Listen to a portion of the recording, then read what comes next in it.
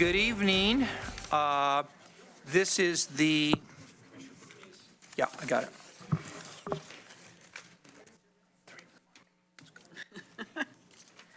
Good evening. This is the continuation of the Lane County Board of Commissioners meeting, which started this morning at 9 a.m. We are here this evening to hold our evening public comment and commissioners' response to public comments.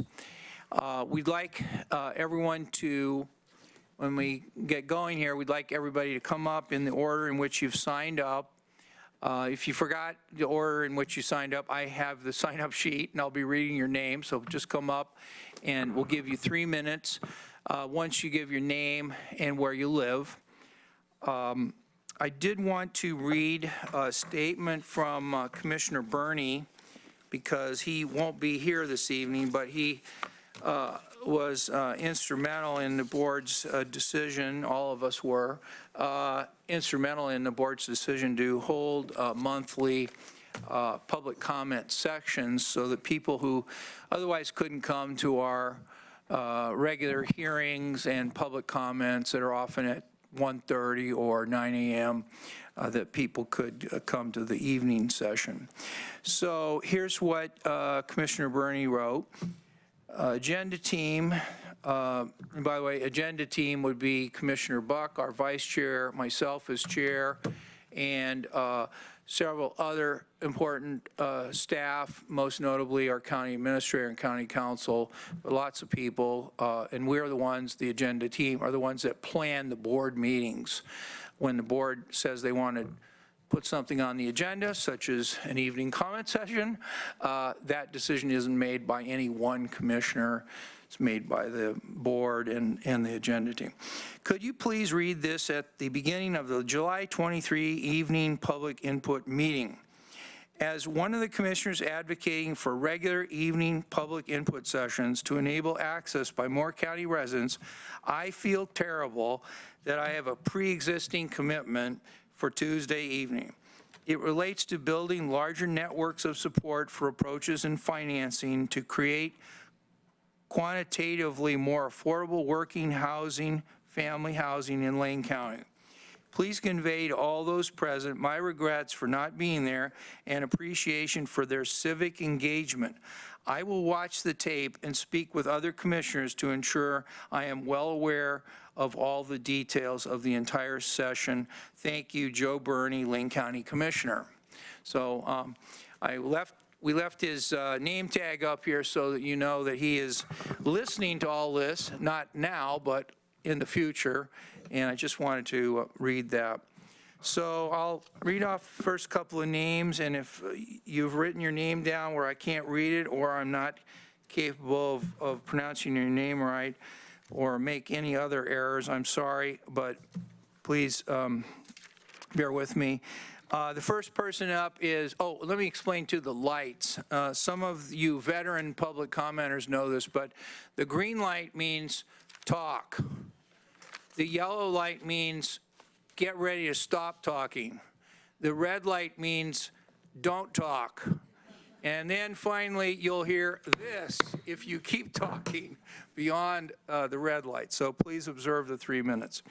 And by the way, for those of you sitting on this side of the room, we're not avoiding staring at you or looking at you. We're trying to look at the bulk of the people over here. So first up is Floyd Bard, followed by, oh boy, I'll let our distinguished vice chair read that. Roshana. Rawana. Very good. And then Sue Craig. So let's get the three of you up close, and welcome to Mr. Bard.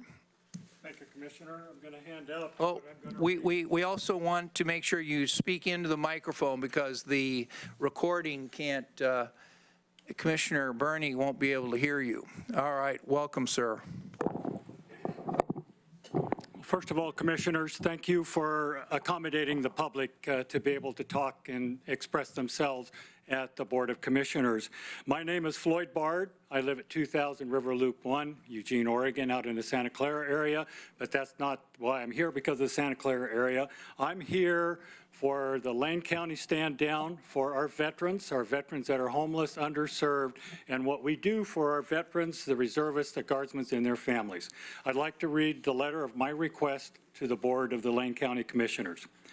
I request financial assistance for the 2019 Lane County Stand Down for military veterans in need. Again, the Lane County Stand Down will be held at the Lane Event Center on Friday, September 27th. This will be the 5th year the Lane County Stand Down has been held at the Lane Event Center.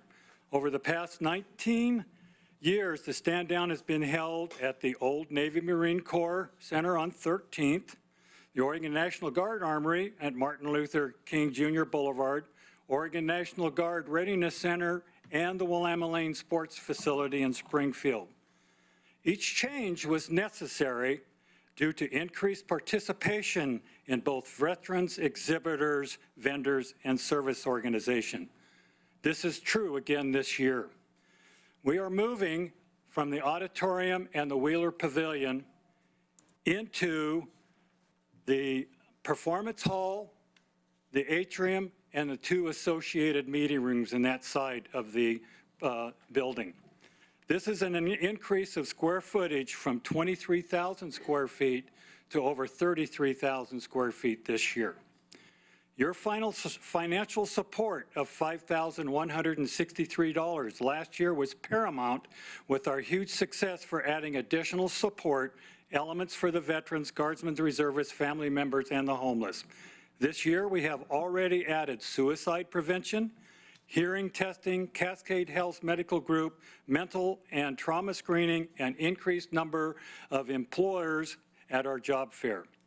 As of this date, the projected budget for the 2019 Lane County Stand Down will exceed $23,000. Our costs for the facilities at the Lane Event Center, including chairs, tables, power, barriers, curtains, stage, PA systems, etc., will exceed $12,000. Security, transportation, food with this breakfast and lunch, signage, advertising, dental vans, supplies, administrative costs will round out the projected 2019 budget. The Lane County Stand Down Executive Committee is asking the Lane County Board of Commissioners to assist the 2019 Lane County Stand Down by approving financial assistance to a worthwhile event, which serves more than just the Eugene Springfield area. Veterans also attend from Oak Ridge, Cottage Grove, Florence, Junction City, and many rural areas of Lane County. My letter dated July 15th suggested $16,000 donation. We have received grants and donations to date in the amount of $7,250. With the stand down being only 2 months away, additional donations will be limited. Your decision to support this grant at whatever level will be greatly appreciated. We thank you for your involvement with the 2018 Stand Down, and we're looking forward to your support for our veterans for the 2019 Lane County Stand Down on Friday, September 27th. Signed, Floyd Bard, CW5 retired United States Army, General Chairman of the Lane County Stand Down. Thank you so much, sir. Appreciate that.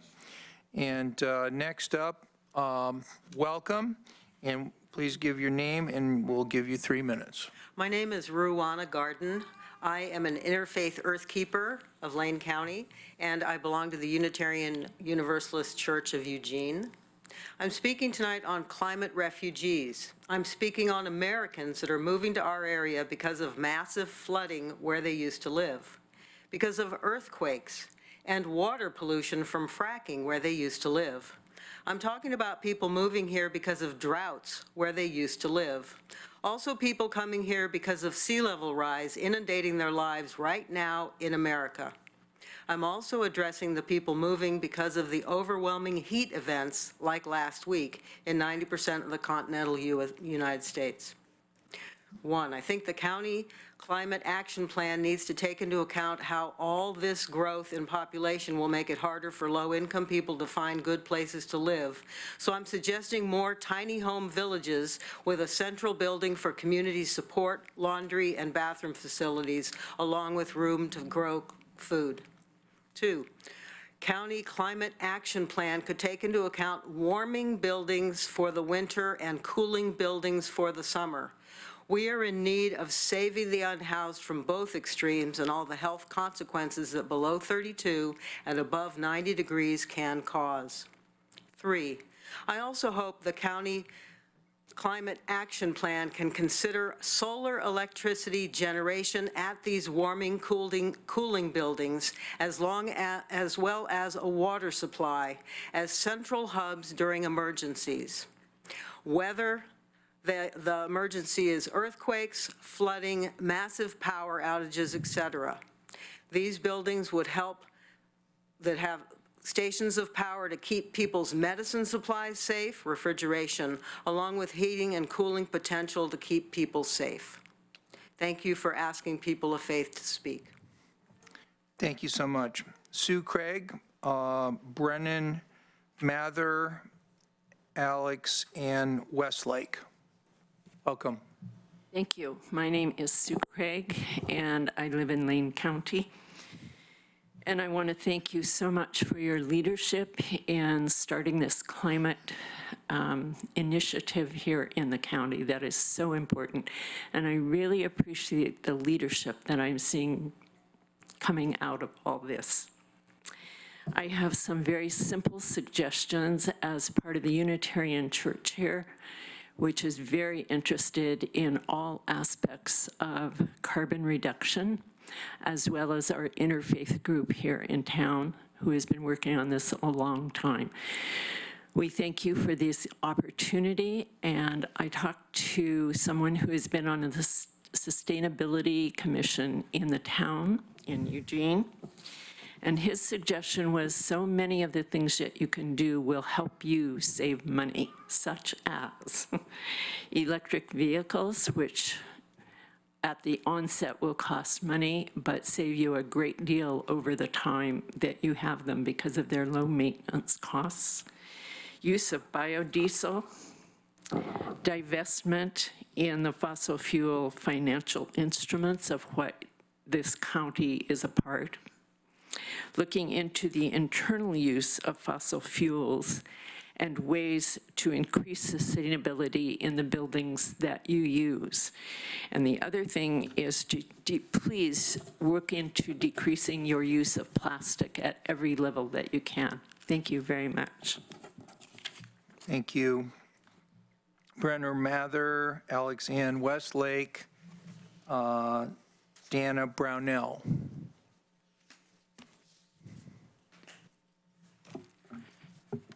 Thank you, commissioners, for hosting this public hearing. My name is Brennan Mathur Liu, and I started Stralis, Oregon in the Suck Less campaign. Thank you for working on county action plans to deal with climate change as well. However, collectively, we all still suck. We suck every time we use single-use plastics, and sometimes it's not our fault. Sometimes it's forced on us, like dining out and being given a plastic utensil, a styrofoam cup or container. Polystyrene leaches toxins in our food and beverages and can last thousands of years in the environment. And it sucks that tens of thousands in Lane County every day are mindlessly using these toxic materials for mere minutes and tossing them out, costing the county and state great amounts of money in cleanups, where this money could be used elsewhere.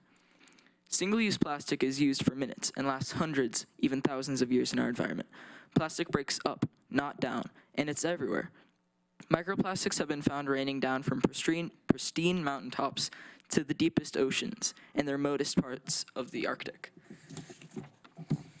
The majority of single-use plastics are petroleum-based. We need less dependency on petroleum to reduce toxic emissions linked to climate change. Of the billions of metric tons produced, 91% of the world's single-use plastics haven't been recycled. Trashed plastic needs cleanup at site and transportation to either incinerator or landfill.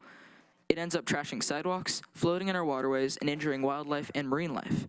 That's expensive, unnecessary, and shameful, and all that sucks big time.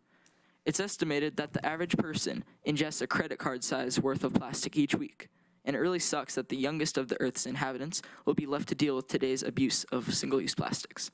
Thankfully, there are ways to suck less. Here's just a few.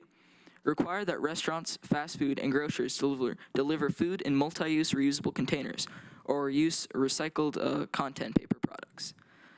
pass a single-use disposable ordinance to match Eugene's, ban expanded polystyrene, styrofoam, and polystyrene in all restaurants and grocery stores. Set a work session date on plastic waste before you make a climate recovery ordinance. And finally, keep developing and pass a climate recovery ordinance because we know our future is at stake. Thank you for your time in advance for sucking less. I also have stickers if you want.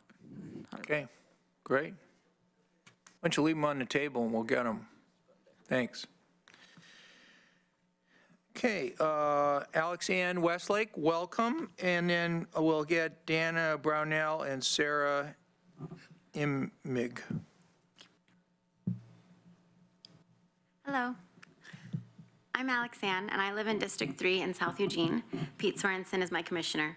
I'm a midwife and a mom who goes to the Peace Health Nurse Midwifery Birth Center for my care. I grew up in Lane County and was born at the Sacred Heart Hospital into the hands of a certified nurse midwife. I graduated from the University of Oregon, and my first visit to the Nurse Midwifery Birth Center was at the grand opening ceremony in May 2010. At the time, I was graduating from the U of O and aspiring to become a midwife. The birth center shaped my views on maternity and women's health care from before I began my training as a midwife. The birth center and midwifery services are what I choose for my health care because I know I will be respected, informed, and involved in decision-making for my care. I choose the birth center because of the calming home-like environment with specialized medications and medical equipment only if needed. I choose the birth center because of the nonprofit mission that places caring for families above profit. I choose the birth center for the comprehensive services for my women's health, pregnancy, birth, and breastfeeding needs. The Lane County community desires and deserves a freestanding accredited birth center. Peace Health is letting down and misleading the public. They are firing all of the nurses and midwives at the birth center. Peace Health is expecting a private practice group to continue midwifery services at the hospital only. The truth is, the current midwife practice under Peace Health already provides hospital birth and freestanding birth center births. Peace Health's decision to close the birth center is a perfect example of politics and money limiting women's options in healthcare. The birth center was built specifically to be a birth center, and many, many community members donated over $750,000 to build the current birth center just 9 years ago. The birth center is a safe space and provides essential, hang on, sweetie, don't touch that. Provides essential health care to families in our community, and the birth center should stay open with all services intact, with or without Peace Health leadership. Commissioners, I ask you to continue to use your authority to ensure a work session with important stakeholders, including yourselves, Lane County Friends of the Birth Center, Peace Health, the Oregon Health Authority, and the Governor's Office. We need decisive leadership now so that our community can continue its decades-long access to safe and affordable care at a freestanding accredited birth center, and I thank you for your support so far with this issue. Thank you. Thank you. Okay, Dana Brownell, Sarah Imig, and a special performance of the Raging Grannies. Hello, my name is Dana Brownell, and I live in Blue River, up the McKenzie and Heathers area. I'm not here to tell you about my 2 amazing birth experiences at the birth center or about the outstanding and affordable care I received there. And I'm not here to extol the virtues and safety of the midwifery model of care, though I would love nothing more than to do just that. I am here to ask you to continue to intervene in what we believe to be the betrayal of an agreement between Peace Health and women's care and this community, especially the donors who generously donated funding for the Nurse Midwifery Birth Center. I'm here to ask you to encourage this healthcare Goliath and leaders of our county and state to meet with Lane County Friends of the Birth Center, to negotiate, to problem solve, and to not just quit, to fulfill their commitment to the donors and to the health of our community, to find a way to ensure women and families have access to care outside of a hospital, to find a solution that will keep midwives in our area practicing their unique and successful care model. Our entire community wins when mothers can easily access affordable, safe, comprehensive, and empowering healthcare. This corporate giant is not playing fair. Peace Health is not keeping its word, nor is it fulfilling its mission or its values. This is not compassionate care. This is not the spirit of healing. This is greed and stonewalling, and it is depriving real families of a truly valuable option. Thank you for this opportunity to speak and for your ongoing consideration of our concerns. Okay, and next up, and your name is? Sarah Imig, followed by the Raging Grannies, followed by Tiffany Roddy. So welcome. Thank you for your time today and attention to the matter of the birth center closing. My name is Sarah Imig. I live in South Eugene. I'm a registered nurse, and I'm here today as a concerned person of Lane County, basically just concerned for our community's future.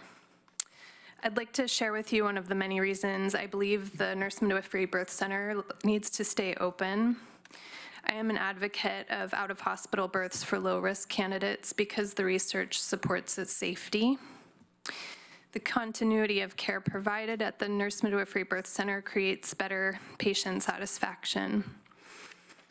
The current model allows families a choice of birthplace and the comfort knowing their trusted provider can care for them in the hospital if they have chosen a birth center birth but end up needing the specific care the hospital provides. Better satisfaction and a sense of support lays the foundation for parenting, in my opinion.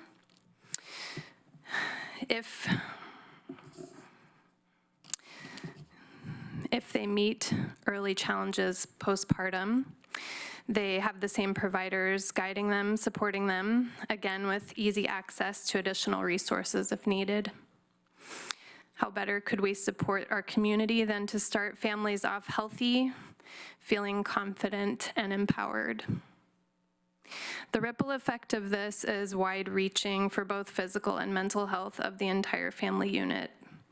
It is then especially crucial that this model continue for those insured through OHP, some of our most vulnerable community members. My ask today is that you continue on with facilitating the work session that hopefully brings Peace Health leadership to the table with Oregon Health Authority, Lane County Friends of the Birth Center, and others to keep this low-cost, safe, and effective model intact. Thank you so much. Thank you. Okay, we're going to have the Raging Grannies, followed by Tiffany Roddy and DeMaria. I guess I'll just say you're the Raging Grannies of Lane County, and you're going to take 3 minutes. Okay, very good. Actually, I was going to just explain one other thing, that for many years now, this group has been practicing our activism in song, and this is the first time we've been able to perform for the county commissioners, and we're grateful to be here, especially since it's about one of the issues we care deeply about, climate change.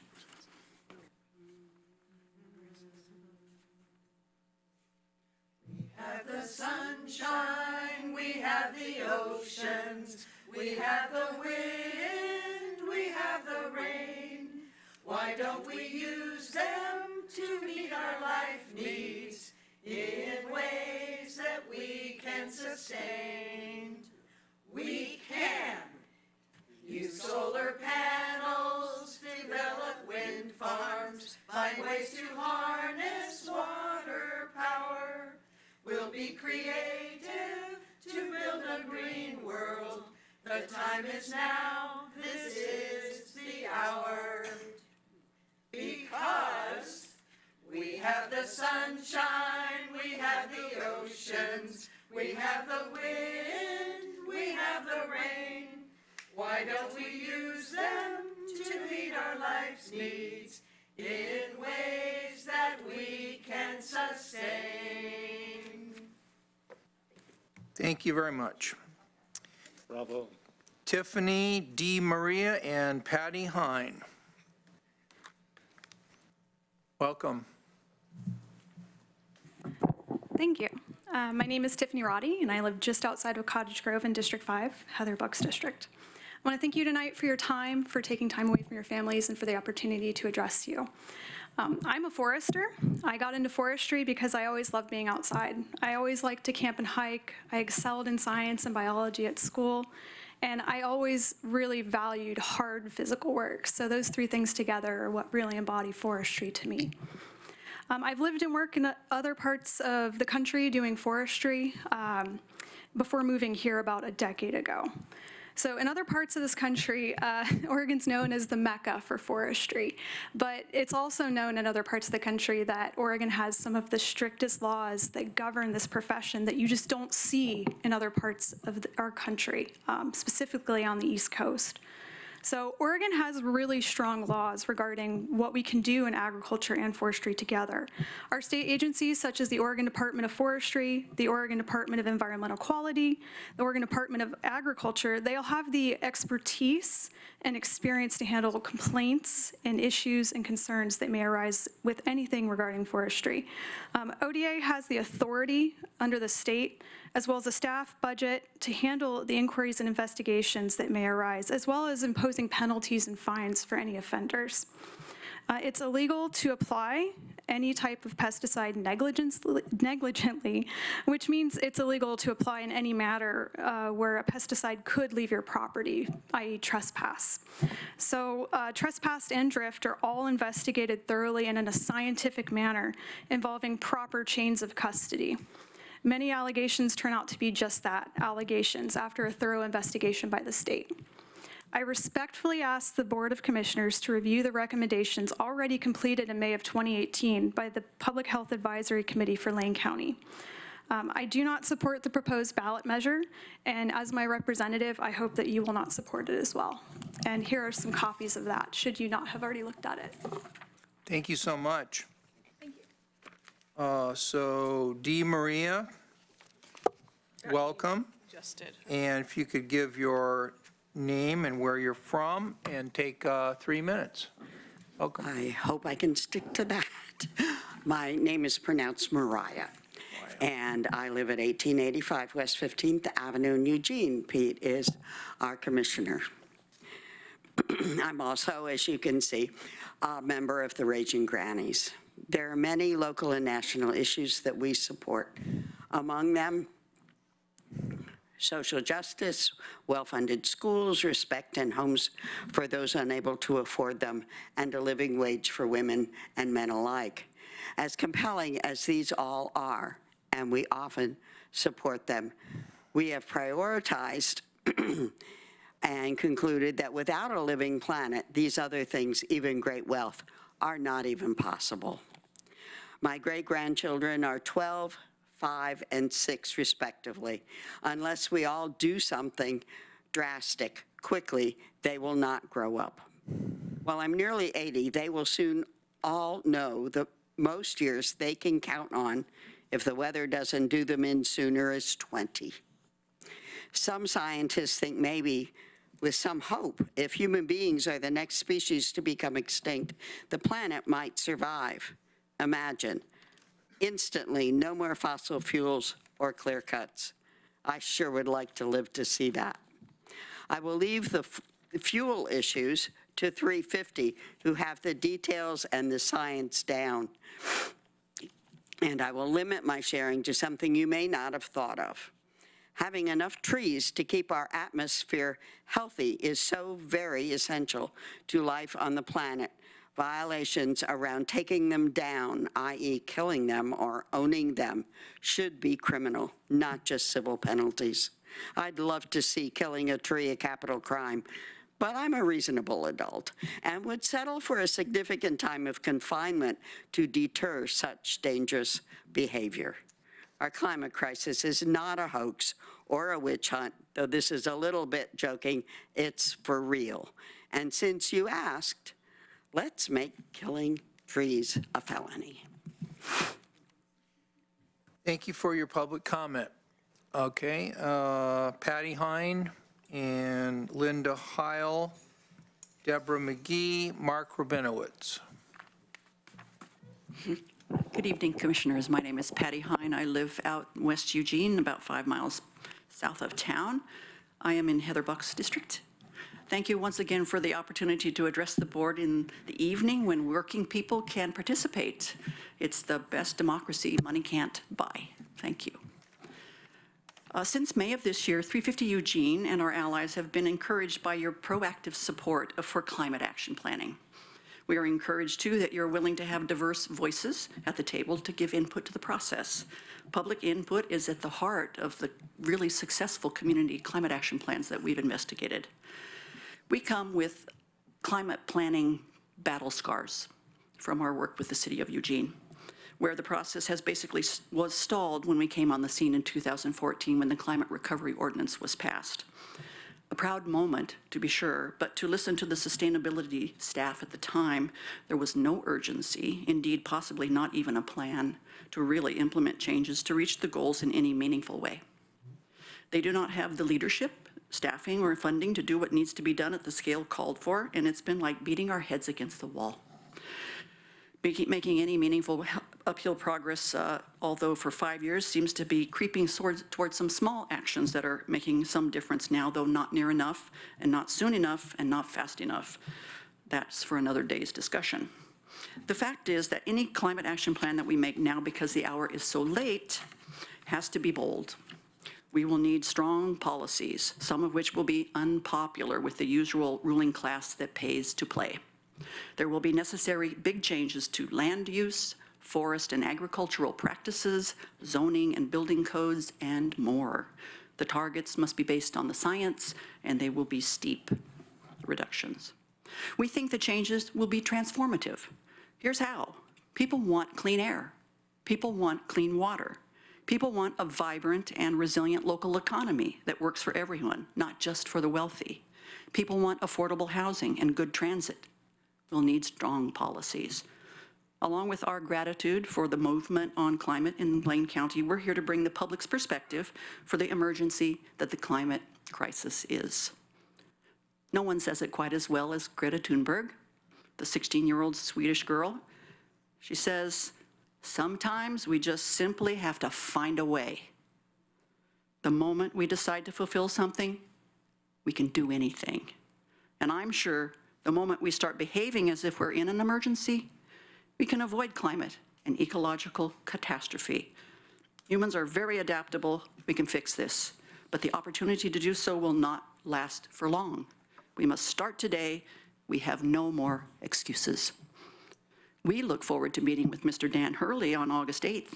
Let the journey to Lane County climate sanity finally begin, or there's going to be HE double hockey sticks to pay. Thank you so much. Okay, Linda Heil, Deborah McGee, Mark Rabinowitz, and page 2 will be Gail Culbertson. Sorry.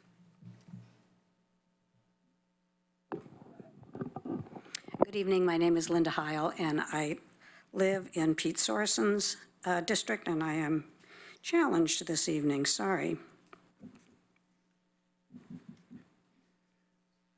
My comments tonight consist of thank yous and a few asks. Thank you, Board, for directing staff to begin climate action planning for the county. Many thanks to Dan Hurley and his staff for enthusiastically embracing this charge and moving ahead straight away. We thank them for securing funding and staffing and technical consulting services. We thank them for recognizing the importance of reviewing best practices and experience of other jurisdictions. We thank them also for their openness to interest by community organizations and their willingness to engage with 350 Eugene specifically. Thank you, Board, for requesting input about climate action planning from community groups. 350 Eugene is putting this word out to our allies. Thank you, Lane County Budget Committee, for a budget that is readable and clear. Understanding the county's budget will be important for community organizations and members who are part of the climate action planning process. Now the asks. Please assure that an updated greenhouse gas inventory is completed as quickly as possible. This will provide the baseline necessary for all climate action planning and will show where the largest sources of emissions are to tackle. Please ask for frequent updates on the progress so as to stay involved yourselves. We are glad to know that a first update is scheduled for August 20th. Thank you to the staff and the board for that. Please support having community organizations integrated into the climate action planning design from the very beginning and on equal footing with business, utilities, industry, and other stakeholders. Input from all of these are vital for a successful plan. And finally, thank you for this evening's comment session. We appreciate the board's responsiveness to the community's needs. Thank you. Okay, so Deborah McGee, Mark Rabinowitz, Gail Culbertson. Welcome. My name is Deborah McGee. I've lived in the county for 40 years in Heather Buck's district. I know you can't keep up with everything, so you might not have noticed that there was a proposal for a resolution declaring a national climate emergency. It was introduced in our U.S. Congress. Part of the goal is to meet the Paris Accord agreements, an accord whose targets fail to hold the temperature increase to below disaster and catastrophic levels. What's at stake? The fate of millions of species. In fact, what's at stake here is the stability of modern civilization. The stability of modern civilization rests in the balance. Friends, this is an emergency. We would recognize the emergency if our bleeding child was under a car. We'd rush over and barehanded lift that car up. The problem for us right now is that bleeding and dying is happening in other countries, not here, not yet. Perhaps the people in Alaska, where it was a record-breaking 90 degrees on the 4th of July, are recognizing the emergency. We all know the growing extreme storms are not normal. Here, we still have some time. The solutions are still within reach if we act quickly enough. We know what we're up against. We know why we're not making quick progress. Special interests get policies passed by elected officials that protect the profits of the polluters. These laws protect their profits over our livable future and constitutional rights to life, liberty, and property, all being violated by the fossil fuel industry and our government. Sadly, in the United States, our greenhouse gas emissions continue to rise, not decline. There was some good news last week. Berkeley became the first city in the nation to say no to new gas and yes to clean energy homes and communities. In a historic and groundbreaking step in the fight against climate change, the City Council unanimously approved a gas prohibition ordinance that requires all new buildings, including new houses, apartments, and commercial buildings, to be all electric. Here's something I learned I didn't know. Having gas in your home produces 7 different harmful pollutant chemicals and also ultrafine particles. Recent tests in Berkeley showed that pollution levels in 60% of the homes that had gas stoves exceeded the EPA's definition of clean air, meaning the air pollution levels indoors in these homes would be illegal if found outdoors. A recent study found that gas stoves may be responsible for up to 12% of childhood asthma cases. So getting off gas improves the health of everyone's atmosphere. The wind doesn't stop in Berkeley. More than 50 cities are doing this. I know this is hard work. I hope you have the stomach for the fight and the heart and courage to provide the leadership necessary to confront the climate emergency. I end with a quote by Jane Goodall. How is it possible that the most intelligent creature that has ever walked on planet Earth is destroying the only home it has? Thank you. Thank you. Mark Rabinowitz, followed by Gail Culbertson, followed by Andrew Curry. Welcome, Mr. Rabinowitz. It's nice to have an evening session here for listening to the public. I'll say some things that others will not. About a month ago, the state legislature voted overwhelmingly, almost unanimously, to end tsunami prohibition zones, including in Lane County. 28-1 in the state Senate. The one was not from Lane County. 56-4 in the state House. We also defunded our earthquake warning system that was going to be built in Oregon. And I'm pretty cynical about government, but this is the most ridiculous thing I've ever seen, ever. $10 million for earthquake warning is cheaper than the bleachers at the new University of Nike arena, which I would add, the climate groups didn't say anything about the environmental impact as far as I can see. just because someone says they're concerned about the climate does not mean they're telling the truth. In California, for example, natural gas provides far more electricity than solar panels. So if we're going to switch to electricity, it's actually less efficient than burning the natural gas directly. I've used solar since 1990. It's great. It's not going to replace our current consumption. And it's not because Exxon is greedy. It's called the laws of thermodynamics. And I would recommend not spending a dime of our tax dollars on a climate plan unless you're going to cancel widening Beltline for $400 to $500 million.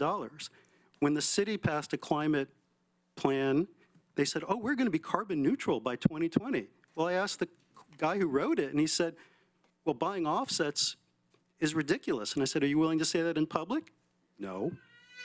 And of course, the state Senate also voted to gut our ballot measure in 1980 that says no new nuclear reactors in Oregon because there's nowhere to put the excrement. We're no closer to fixing nuclear waste than we were in 1942 when the first reactor got turned on. DeFazio's for it. Our Children's Trust is playing footsie with it. One of the contractors for 350 at the national level said nuclear power is clean and green, dataforprogress.org. You won't hear much objection from the climate movement about that. Individually, maybe. What we're likely to have instead is called rationing. The Alaska pipeline has declined 80%. It's almost done. And all the king's horses and men, and queen as well, are not going to be able to refill it. There was only so much. And what you're going to deal with is climate and depletion. And it's a symptom of the limits to growth on a round, finite planet, which is unmentionable anywhere in the political spectrum, whether liberal or conservative, because the end of growth is not something that we can rally around. And since time's out, I'll just add one more thing. In 1990, the UN Environmental Program said the 1990s would be the decade of decision on the environment. Well, we decided. Thank you, Mr. Rabinowitz. Next up, Gail Culbertson, followed by Andrew Curry, followed by David Babcock. Good evening, Commissioners, and thank you for taking your time so long today to hear the public. My name is Gail Culbertson, and I live in District 5, represented by Heather Buck. I'm here to support our agriculture and forestry community. We are deeply concerned about the push to regulate away our ability to sustainably provide the products you and everyone else in our community uses every day. Just look around this room at the beautiful wood. We want to continue to provide for our families and provide jobs for our neighbors. Lane County was built on these natural resource industries. As farmers and foresters, we care about where we live, and as residents who live and work in Lane County, we are invested in the health of our community. We carefully consider all the appropriate tools, including the judicious use of aerial spraying and other application methods of herbicides and pesticides to be able to produce sustainable, economical yields of the products that sustain us. Our lands become vulnerable to change in use when we are prevented from the economical production of our products. Perhaps you remember the lyric, "They paved over paradise and put up a parking lot." We don't want that to happen to our farmland and our forests. Personally, as a fourth-generation Lane County resident, I am deeply invested in this community. Every meal at my table, the cars in my garage, the home I've lived in, have been paid for by money earned from forestry and agriculture. My great-grandfather, Alexander Seavey, settled in Lane County in 1855, before Oregon was even a state. He was a farmer. My grandfather farmed the land at Mount Pisgah, that is now a beautiful park where we love to hike. My father, Bud Hambleton, was a wholesale lumberman, and my husband and I have small forest lands, and he has been employed in the forest industry. Agriculture and forestry are important not only to us, but to the whole community. As a court-appointed special advocate for the past 14 years, I've seen families fall apart and turn to abuse of their children when they don't have the opportunity to have meaningful, well-paying jobs.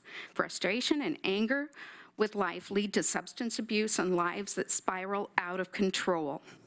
Our economy, especially jobs in the agriculture and forestry industry, should be encouraged and supported by our community as part of the solution to healthy families and a healthy community. I urge you to truly scrutinize the need for any new restrictions on the ability of our farms and forests to remain economically feasible and able to support healthy families. You've heard it suggested this evening that cutting trees should be a felony. Forests are not a static object that you can save, but a living, growing organisms that are renewable and sustainable. And the utilization of them is good for us all. Thank you. Thank you. Andrew Curry, David Babcock, and David Tivat.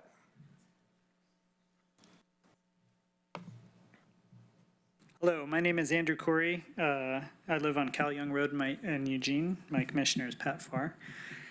Thank you for staying so late, keeping with us here as we go through. I would like to add my own voice regarding the announced closure of the Peace Health Nurse Midwifery Birth Center. I myself was born at the birth center in 1987, as were my 3 younger brothers.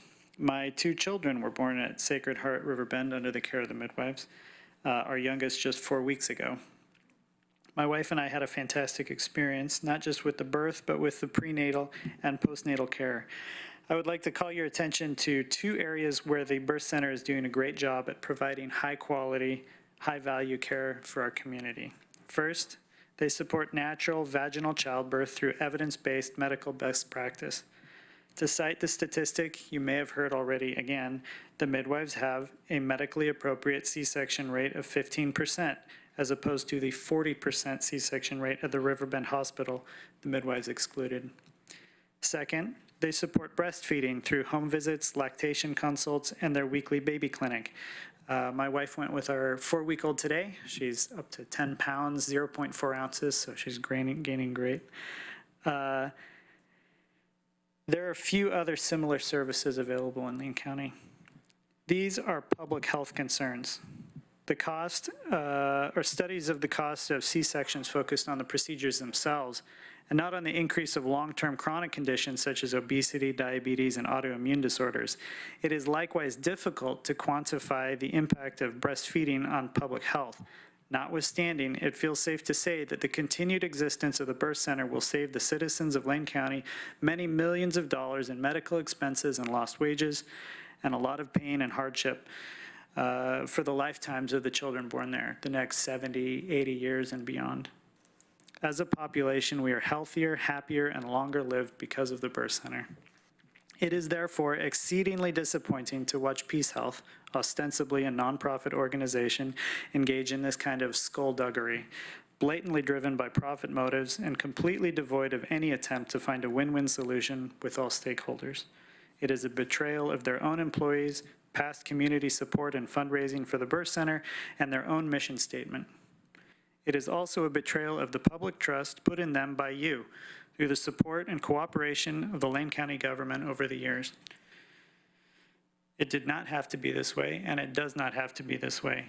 There are win-win solutions available for all stakeholders, but it will require negotiations by willing participants.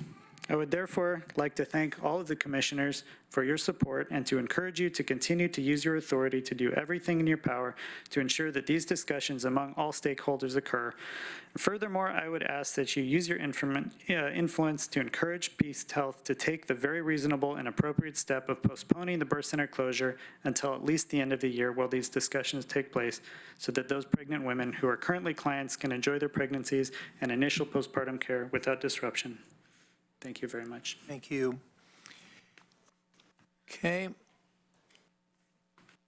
Welcome, Mr. Babcock and Mr. Tivat, Justine Walton, and Bernadette Brasa. All right, thanks for having us. I'm David Babcock. I live in West Eugene, out past Fern Ridge. I'm here to mainly speak about clear cutting and aerial spraying. I'd really like to see our Forest Practices Acts changed. I think we are not nearly as restrictive enough because I think that we need clean air, clean water, clean soil. And I just want to preface this with the fact that I grew up in the timber industry. My father was a logger after World War II. They cut trees by hand with the big saws with one person on each end. They did cut old growth, I'm ashamed to say, but they didn't know better at the time. After my father logged, he worked for a warehouser and worked in the timber industry. My partner worked in the timber industry. I have a forest land myself that I manage through, and I have a state forestry plan, and it's thinning. No poisons or sprays are allowed on my property. And the reason for that is that I know from experience and from my family just what it does. It destroys everything. Once you clear cut and the sun reaches all that forest floor, everything dies. And then on top of that, they spray so that the weeds and the Scotch broom and stuff can't grow. So that completely kills everything. They say, well, we replant it. Well, they replant it in monocrop of Douglas fir. It looks really nice once it's gone in there for a few years, but it's not healthy. The microorganisms and macroorganisms are destroyed forever. They will not ever come back the way they are for a balanced environment. And we all depend on it. This is everybody is depending on everything. Even the mycelium underneath are important for the trees. So I'm just encouraging you to be open and listen to alternatives to our Forest Practices Act. And I like to call them protections, not restrictions. And I like to call, anything that has to do with regulations or our protections. They're protecting us from the poisons and from destroying all of those living things that ultimately will affect the human species as well. I happen to have a resident bear on my property now, which I've seen occasionally, but they have just clear cut within a mile of where I live a huge swath of acreage, and the huge equipment that's going in there, I'm seeing what they're doing, and it's taking a toll. So now I have a bear who lives on my property, which is wonderful, but I realize that he's there because he's running out of habitat. So please choose the planet over profit. This logging practice is about money, and thank you. Thank you. Okay, David Tivat, followed by Justine Walton and Bernadette Brasa.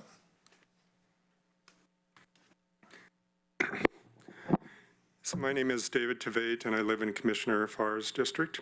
And first, I'd like to express my support of the birth center, and I think it's important for people to have this option in addition to home births and hospital births. I've had experiences in all three settings. I hope that you can work with Peace Health, and if that doesn't work out, then support the counties supporting some other way to keep a birth center available. Next, I want to express my support for a joint work session on the possibility of the county commissioners putting forth our two initiatives to the voters. It's important that it be joint so you can hear other legal views other than just what you've already heard from your own county council. Lastly, I want to express support for Lane County developing a serious climate action plan. This has to include staying out of the AOCC and supporting vastly increased carbon sequestration with Lane County's forest lands. And it's well known on the West Coast that Oregon has the most lax forest policies compared to California and Washington, and even in a number of respects, Idaho. And yes, there are states on the East Coast and elsewhere that have lax to no restrictions, but there are a lot of us in Oregon who view the Oregon Forest Practices Act as pretty much a hollow joke for regulation. And it's very clear that the industrial model of forestry in Lane County is not sustainable long-term. Thank you.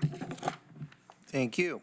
Justine Walton, Bernadette Brasa. Welcome, Ms. Walton. Hi, good evening. So I'm Justine Walton. I live in Springfield, District 2, part of Lane County, and Joe Burney is my commissioner.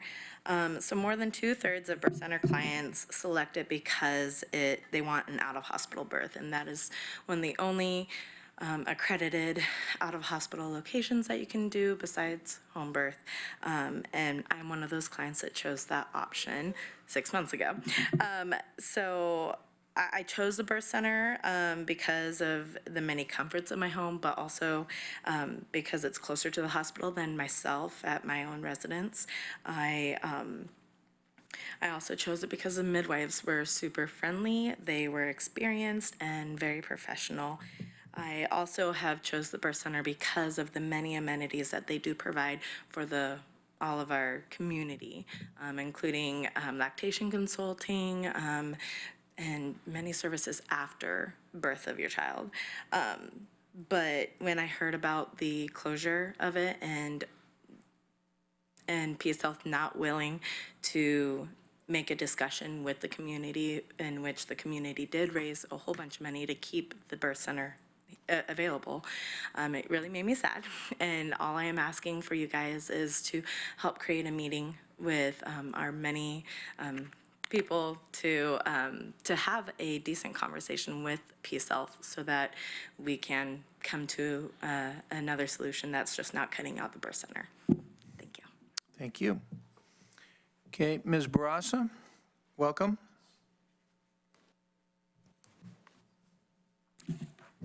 Good evening. I'm Bernadette Brasa, Heather Bucks District.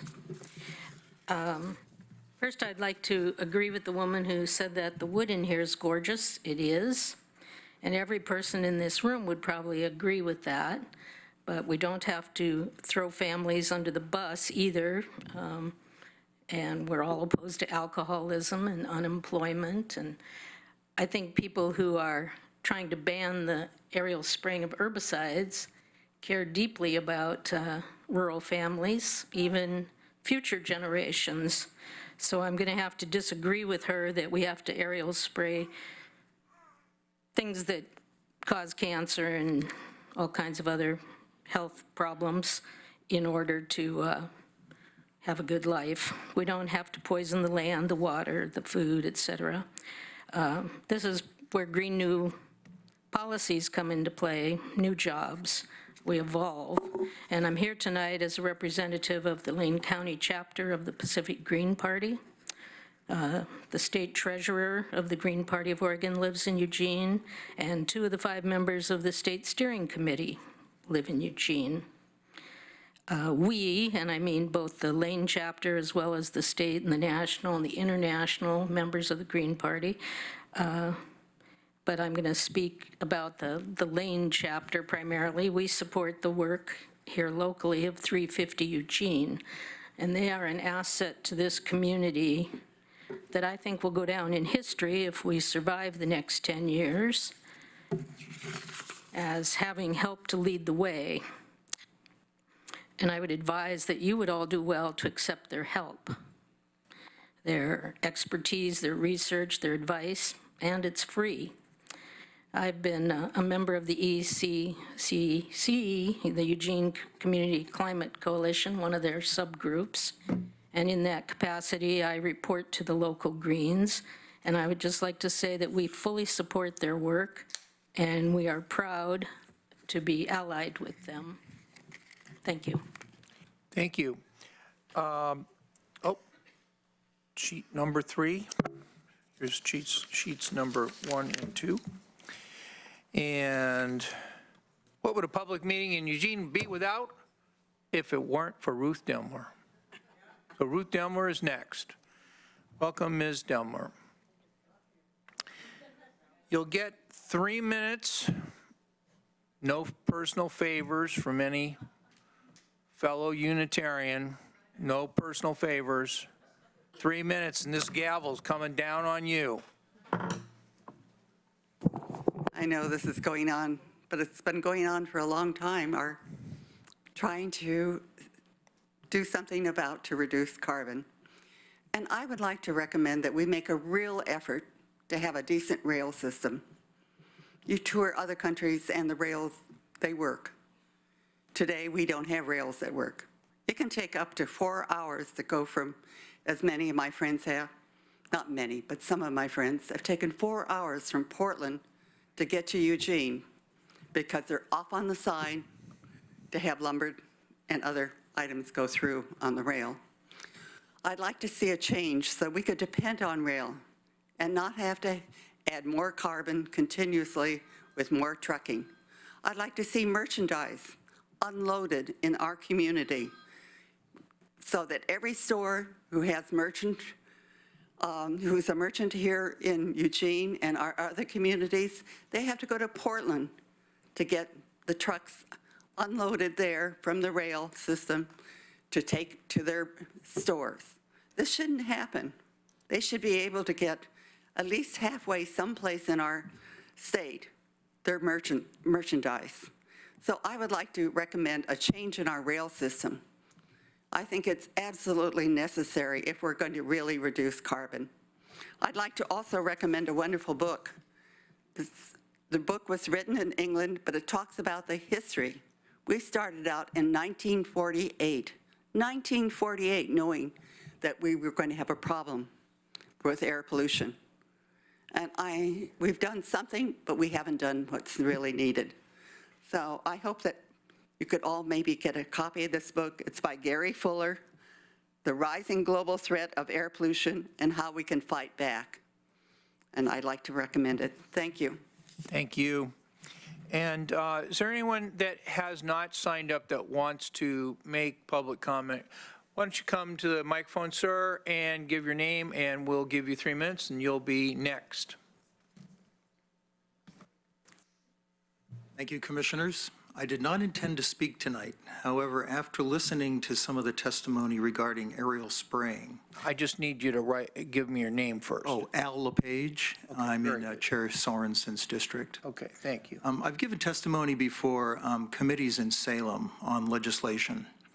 And I began one year with, I had just returned from Greece, and it actually stood in the place where Socrates defended himself before the assembly. And for me, it was a moment of just his incredible historic connection with the democracy that took place there, the democracy that began there and spread across the world over the last couple thousand years. So what I do in Salem sometimes for legislation is I really don't necessarily address the specific legislation. But for example, there was an opt-out provision. And I'll tell you, an opt-out provision for any county to have their own little initiative to opt out of state law is one of the violations of a democracy in a sense. The rule of law is one of the cornerstones of a democracy. And so what I would say tonight, whether or not what anyone had said about forestry, whether for or against the banning of aerial spraying, I would wholeheartedly suggest and endorse and encourage the commission to really stand up for democracy. It's not perfect, but the voters should really have a say. And that is where I stand on that in terms of whether it's aerial spraying, whether it's putting sidewalks all over the county, on any issue at all. It would be remiss for me not to have spoken tonight and just say, we really need to keep democracy strong in America so that it's not eroded at the local level or the state level or the national level. So thank you very much. Thank you. Okay, and could you come forward and give us your name? And after you give us your name, I'd like you to make sure I write it down right, and then you'll take 3 minutes. Richard Self, as in yourself, myself.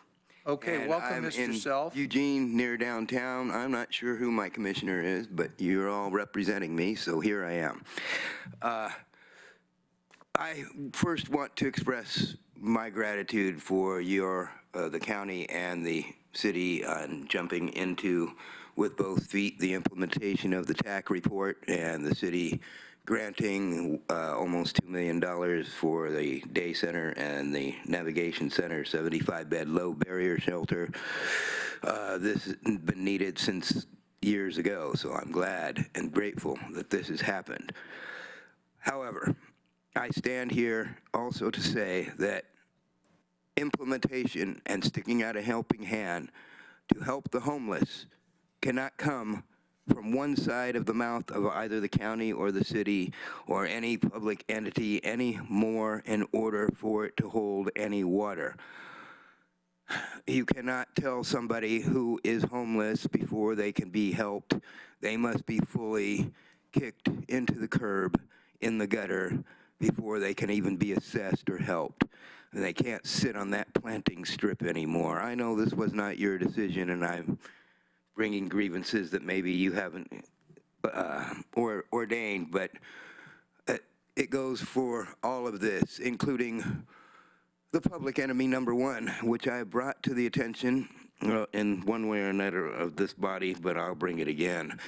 The sheriff's work crew at least needs to give some kind of notice before they start confiscating everybody's stuff and throwing it away, new, old, or what have you.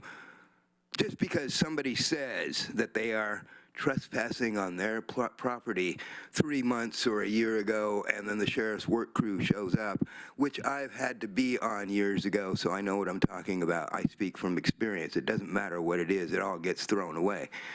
You can't speak from both sides of the mouth anymore, nor can the city, nor can any of this. In order for the implementation of the TAC report and all its recommendations to be taken seriously by those it's supposed to help and not be rebuffed, this needs to stop. The police need to stop. The sheriff's work crew and the sheriff's department need to stop.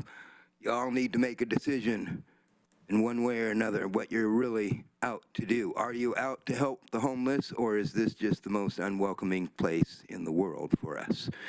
Thank you. Thank you. Is there anyone else who has not signed up that wishes to speak tonight?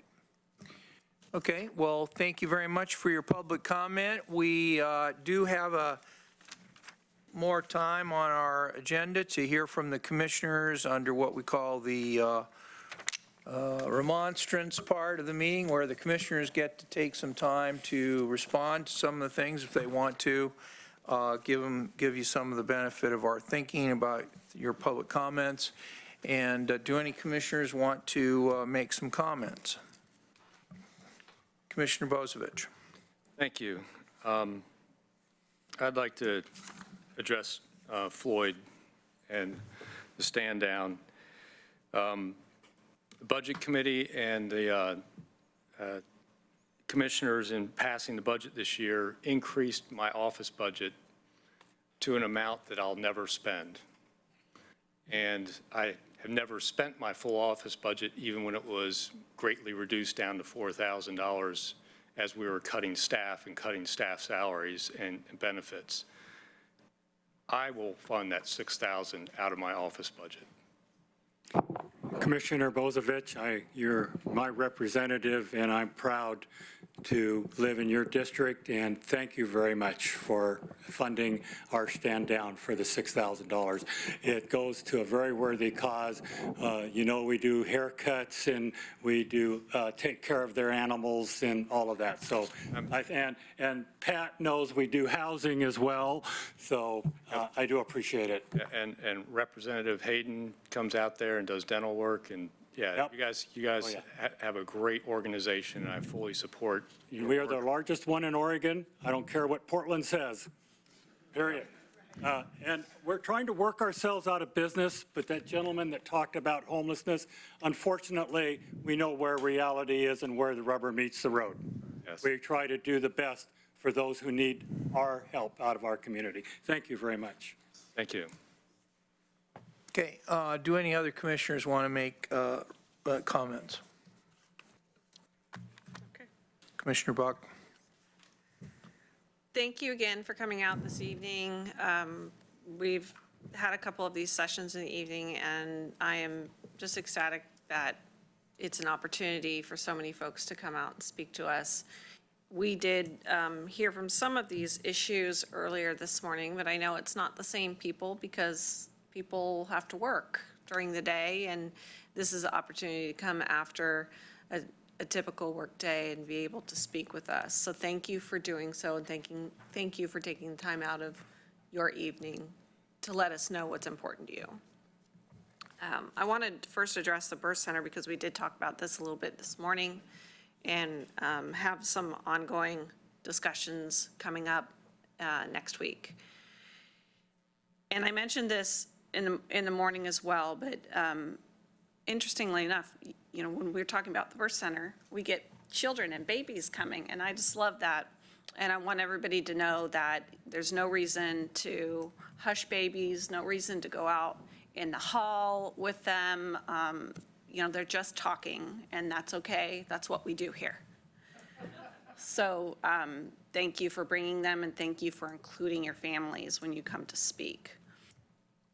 We will be having a discussion next Wednesday on this particular subject, which I think many of you are aware. I look forward to that particular discussion and seeing if anything can come from it in order to provide this type of service in our community. I personally did not have the opportunity to be through the birth center. You know, I had my child through Riverbend, and I had a wonderful experience. The doctors and nurses there have a very high quality and work ethic, and it was a great experience. I also want this type of experience for other women and families in our community as well. And hopefully we'll get there. One other item that is a hot topic for tonight is the climate action plan.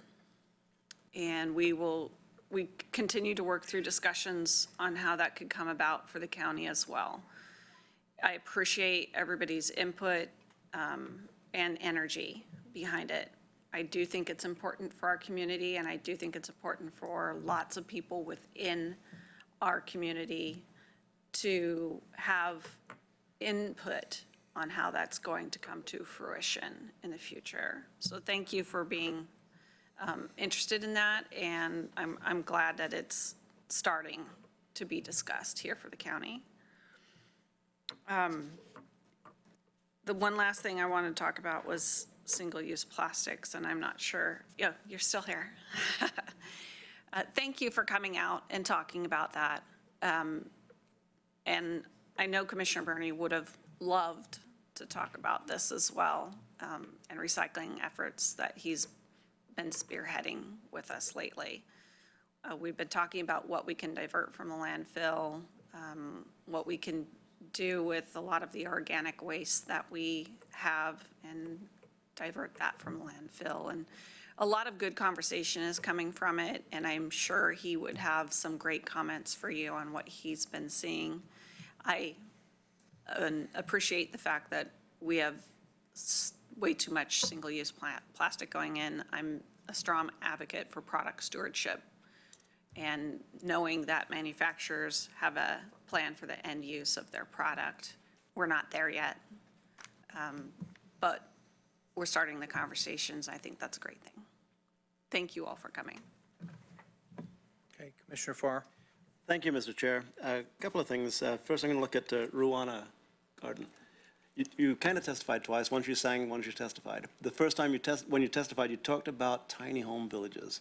Wow, I've been thinking about that for a long time. Your thoughts on that are really spot on, especially the way you described them, where they're solar powered, perhaps, integral gardens.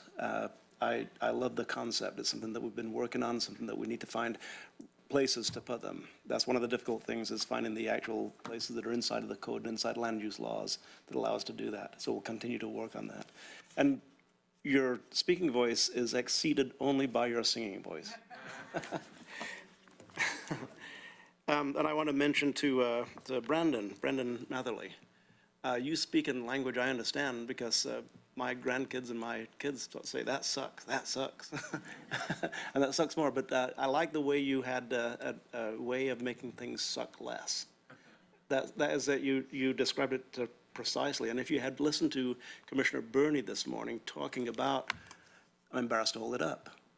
These things about reusing them and turning them into at least a second use for the first one-time use plastics. It's something that we are focused on we're gaining focus on, shall we say, as a county commission. Keep an eye on it and keep our feet to the fire, and see how. Come back a year from now and tell us if we suck less. All right. And then the third person I'd like to talk to is Ann Westlake. Are you still here? Hey, Ann. May 2010 is when the birth center opened, and you said you were there for that. I hadn't realized it had been around that long. That was May 2010 was when I was reelected to the Eugene City Council for the third time. So I think the work that you've done since then, if you listened to the testimony from this morning and listened to the responses this morning, we talked a little bit about each of our personal experiences with birth centers.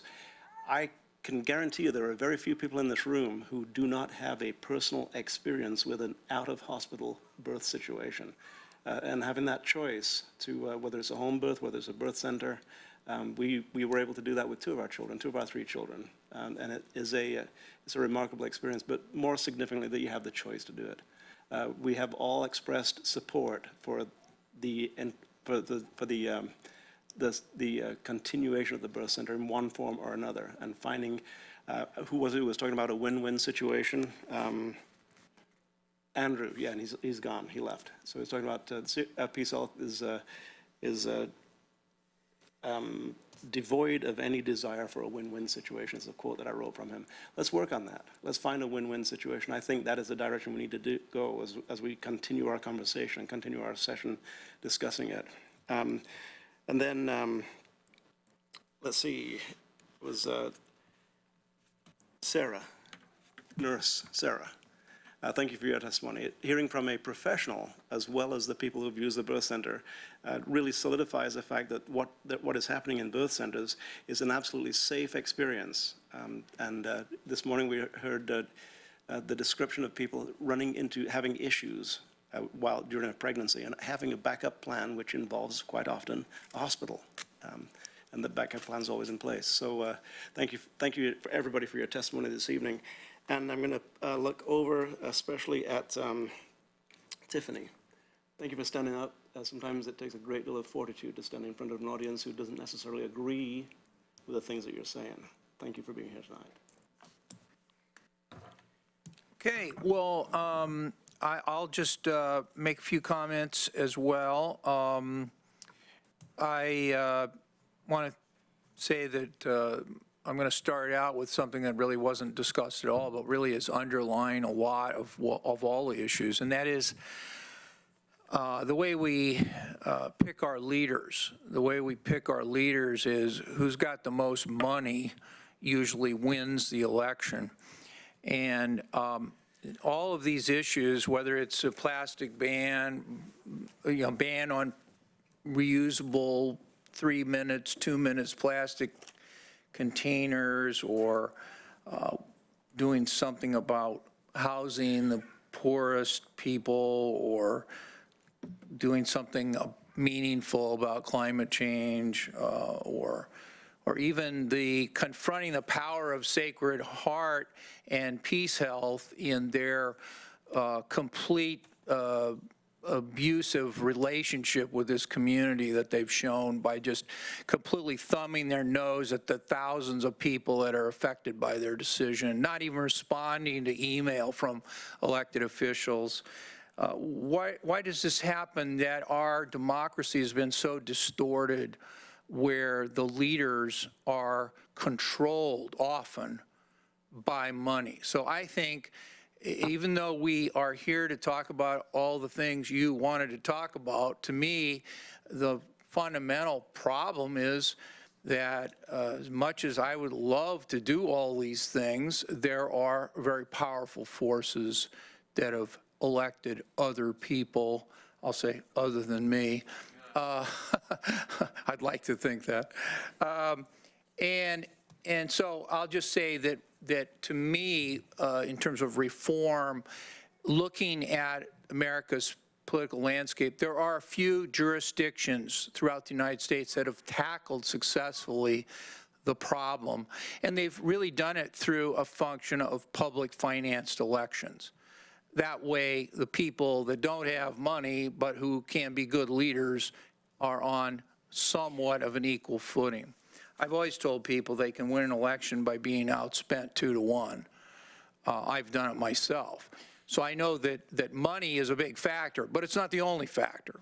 So that's my first comment. My second comment is for things like a more vibrant freight and rail passenger system or banning single-use plastic. We need to get our allies. We need to get our allies motivated. You saw tonight. You were the leading light to point out the fallacy of plastic use of single-use plastic and how damaging that is. But you also saw that there were many other people here from that want to do something to protect a birth center in Lane County. So you need allies. We need allies to get things done. You probably already knew that, but I'll just remind you of that. Another thing is that for those of you that have come to talk to us about pesticides and whether Lane County could or would or should have some sort of adjunct to the state's regulation of pesticides, I'll just say that today the Board of Commissioners in our now, what are we on, Heather, here? Are you still awake, by the way? Yes. Commissioner Buck and I have been here since 8 o'clock, so we're almost getting around to 11 hours here.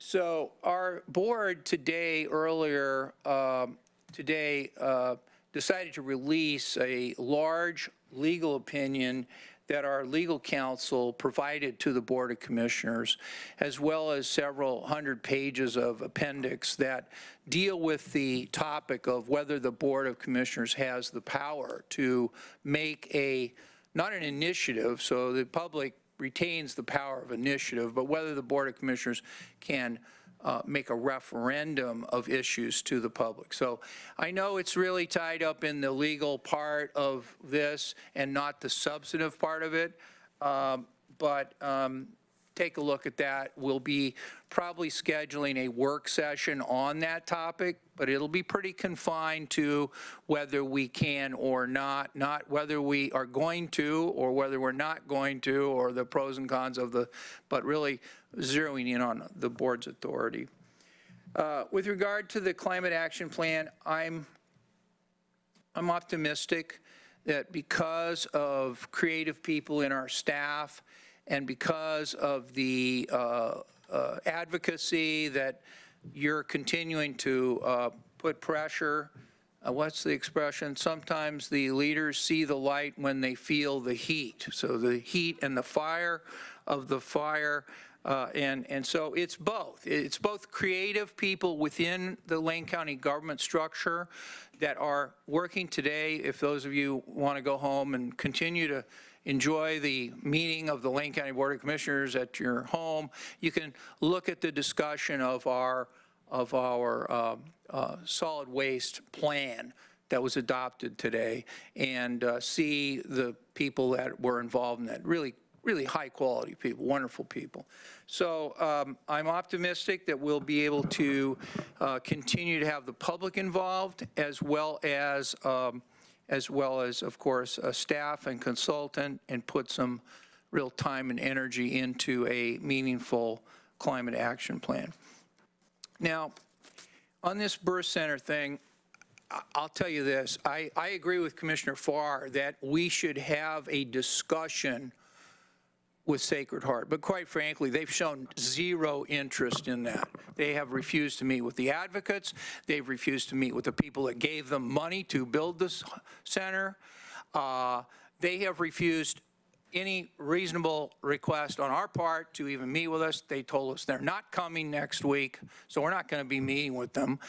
What we're going to be talking about is how to, in my judgment, this is just me, how are we going to provide an opportunity in this community for a birth center?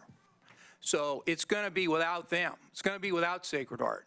And I am one person up here to say that the power of government is not just limited to making a few rules that people do or do not want to follow. It's also the power of eminent domain, to take somebody's property and properly compensate them for the property. So we can't steal their land, unlike the British king, who, that's the reason it's in our Constitution, to have eminent domain power on the part of government. And it has to be for a public purpose, a purpose that's big enough to justify the public using the public's money and resources to take somebody's property and use it for public good. Now, Sacred Heart and Peace Health have refused to even discuss a meaningful relationship with another nonprofit. They've refused that. They've refused all of this. So my view is, if we have this discussion next week and we have these clear-headed people up here, these commissioners that are not like me, okay, because I'm telling you, I've had it with them, okay? They are dishonoring the entire community, not just the 30,000 people associated with the birth center, but everybody. And I've had it. So if they want to push us, we better be ready to push back. And I know that the clear-headed people up here may disagree, and they may say, well, let's be nice. Now, I feel like I've been nice. I sent them emails. No. I sent them emails. No. Okay, how about we have you come to a meeting? No. Well, I've already been nice. Okay? I've been really nice. In fact, overly nice. And now what do I get? Nothing. And by the way, this isn't about me and the fact that I have a beautiful 36-year-old daughter and a beautiful 34-year-old son that, well, he'd probably not like beautiful, a tough 34-year-old son that were born at the birthing service, okay? In the beginning of this reform, in the way we treat families and get them a start in life, documented, totally documented. Thank you, nurse, for coming, and we've had a lot of data given to us about this important prop. And so what are we going to do? We're one of the leading communities in the United States, and we're losing this valuable service? This is ridiculous. So I hope that my fellow commissioners will be able to reason with them more than I have been able to reason with them. Seriously, we're going to, in my view, we should look at every single option at our disposal because we have a lot of relationships with them. They could all be very, very different if the Board of Commissioners wanted to make those different. It's really up to the board if they want to push it or just leave it to the private sector to do whatever they want. And I'm not for that. So we need to ramp it up, in my view, if we're going to get something done. I think I've exceeded my time now. So I will, oh, thank you, Commissioner Buck, for not putting that timer on. So I'll leave it at that. We do have another, at least several. We have probably 4 of these evening sessions, I think August and October, maybe not September.